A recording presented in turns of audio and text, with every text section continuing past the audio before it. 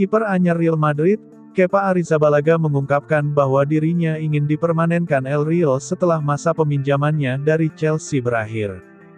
Real Madrid resmi meminjam kiper Chelsea Kepa Arrizabalaga selama 1 musim penuh.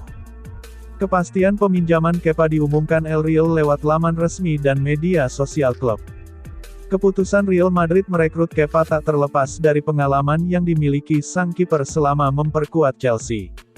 Penjaga gawang termahal di dunia itu berhasil mengantarkan The Blues menjuarai Liga Champions, Piala Super Eropa, dan Piala Dunia Klub. Namun, karir Kepa di Chelsea tak selalu mulus. Dia sempat kehilangan posisinya sebagai kiper utama setelah kedatangan Edouard Mendy pada 2020.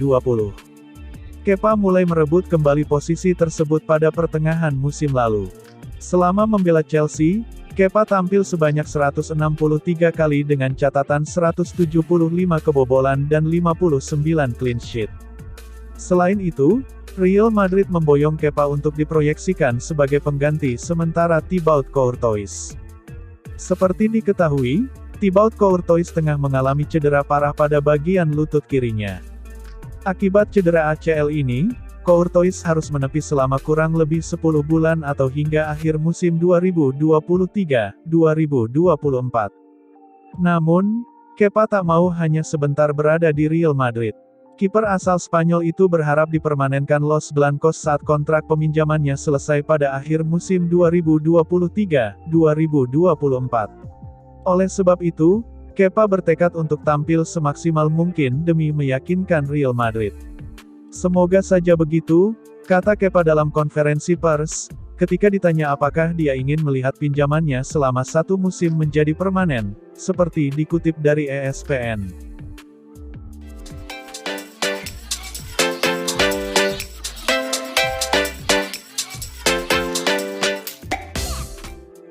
Chelsea berhasil membuat lawan-lawan mereka di Liga Inggris merasa takut setelah hanya dalam waktu 2 hari saja berhasil memastikan kedatangan 3 gelandang. Sesudah Romeo Lavia dan Moises Caicedo, kini Michael Olise. Hal itu dipastikan oleh pakar transfer Fabrizio Romano pada tweetnya beberapa jam lalu.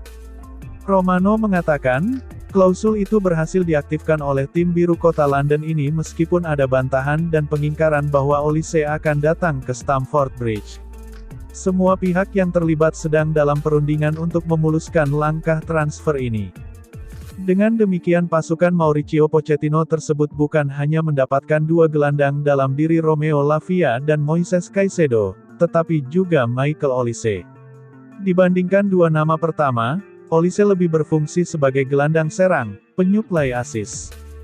Olise memiliki 11 assist. Selain 2 gol bagi Crystal Palace selama 2022-2023 dengan jumlah tembakan ke arah gawang lawan rata-rata mencapai 1,4 per game dan persentase kesuksesan passingnya mencapai 78,4%.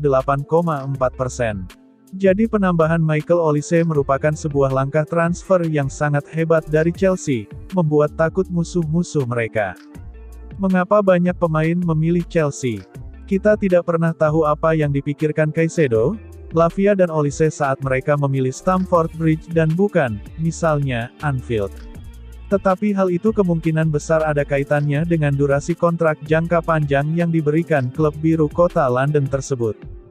Todd Boehly selaku investor anyar klub telah secara cerdik memindahkan budaya transfer Amerika dengan durasi sangat panjang ke Liga Inggris, mengamankan jasa si pemain dan sebaliknya juga memberi rasa aman bagi si pemain.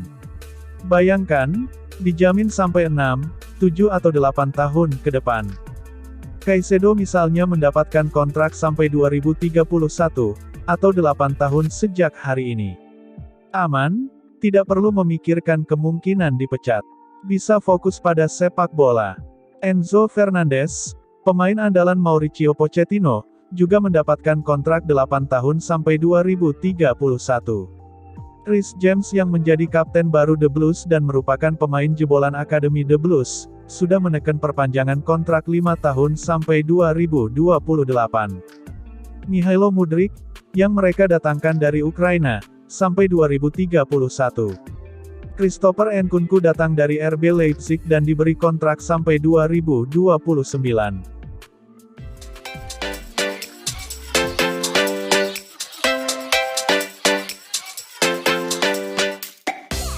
Nicolas Jackson tampil penuh energi dan ancaman ketika menghadapi Liverpool meski tak membuat gol. Nicolas Jackson melakoni debutnya bagi Chelsea di pekan pembuka Liga Premier Inggris akhir pekan lalu menghadapi Liverpool. Dalam pertandingan itu, sang striker anyar memang tak mencetak gol, dengan laga berakhir imbang 1-1. Meski begitu, Jackson seolah mengirim sinyal bahwa dia punya potensi jadi bomber paling merepotkan bagi barisan pertahanan untuk pekan-pekan selanjutnya. Opta mencatatkan bahwa Jackson, 22 tahun, membuat 21 lari tanpa bola ke kotak penalti Liverpool. Setidaknya, itu merupakan yang tertinggi atau unggul 9 angka dari pemain Liga Primer manapun yang tampil di matchday 1 kemarin. Melihat performanya di laga kontra Liverpool, Jackson sepertinya hanya tinggal menunggu waktu saja untuk membuka rekening gol bagi Chelsea setelah dia di pramusim tampil cukup gacor dengan koleksi 5 keterlibatan gol, 2 gol dan 3 assist. Jackson akan mencoba membuat gol debut di EPL ketika Chelsea memulai laga tandang pertama musim ini dengan melawat ke rumah rival London, West Ham United, tanggal 20 Agustus mendatang.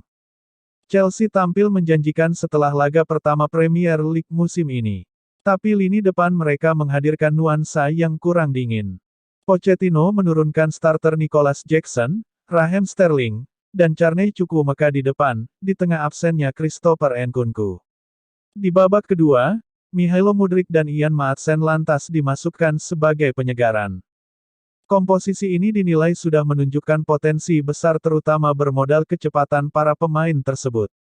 Tapi ex-back timnas Inggris Gary Neville melihat satu kekurangan The Blues. Yang bisa Anda lihat soal Chelsea adalah karakter dari Mudryk, Ian Maatsen, dan Jackson yang bisa menghadirkan kekacauan. Mereka terjebak offside, mereka terlalu cepat saat bermain, mereka enggak dingin di kotak penalti, kata Neville di Sky Sports, seperti dikutip Metro. Mereka itu agak terlalu emosional. Tapi Mauricio Pochettino akan menyuntikkan hal itu di latihan, tambahnya.